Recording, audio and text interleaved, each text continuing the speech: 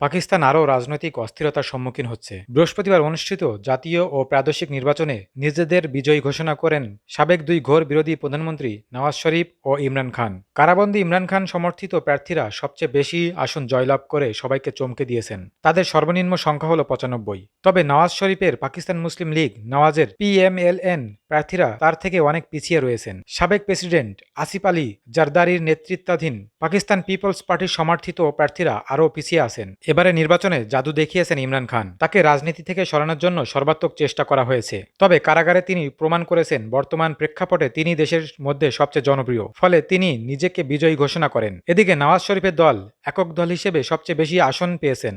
নির্বাচনী প্রতীক কেড়ে নেওয়ায় ইমরান খান সহ দলের বড় বড় নেতাদের কারাগারে ঢোকানো, ভয় দেখানোর মুখে কিছু সিনিয়র নেতাদের দল ত্যাগের ফলে PTI প্রার্থীরা স্বতন্ত্র হিসেবে নির্বাচিত হয়েছেন।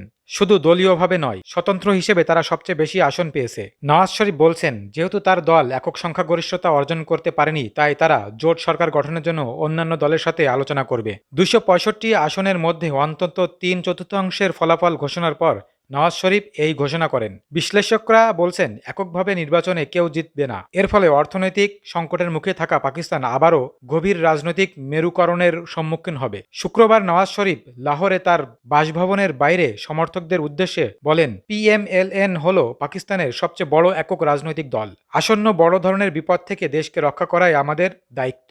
যারাই ম্যান্ডেট পাবে, সেটা স্বতন্ত্র হোক বা কোনো দল, আমরা তাকে সম্মান করব। আমরা তাদেরকে আমাদের সাথে আলোচনায় বসার জন্য আমন্ত্রণ জানাবো। এই বিধ্বস্ত দেশকে তার পায়ের ওপর দাঁড়াতে সাহায্য করুন। এদিকে ইমরান খানের দল PTI কৃত্রিম বুদ্ধিমত্তা ব্যবহার করে একটি অডিও ভিজুয়াল বার্তা তৈরি করে তা সাবেক টুইটার তথা এক্সে প্রকাশ করেছে। এতে ইমরান খানের আইনজীবীর মাধ্যমে নওয়াজ শরীফের জয়ের দাবিকে প্রত্যাখ্যান করা হয়েছে। নির্বাচনে বিজয়ী হওয়ায় সমর্থকদের অভিনন্দন জানানো হয়েছে। তাদেরকে এই বিজয় উদযাপন করতে এবং এটি সংরক্ষণ করতে আহ্বান জানানো হয়েছে। বলা হয়েছে, আমি মনে করি আপনাদের বিপুল ভোটে সবাই হতবাক হয়েছে।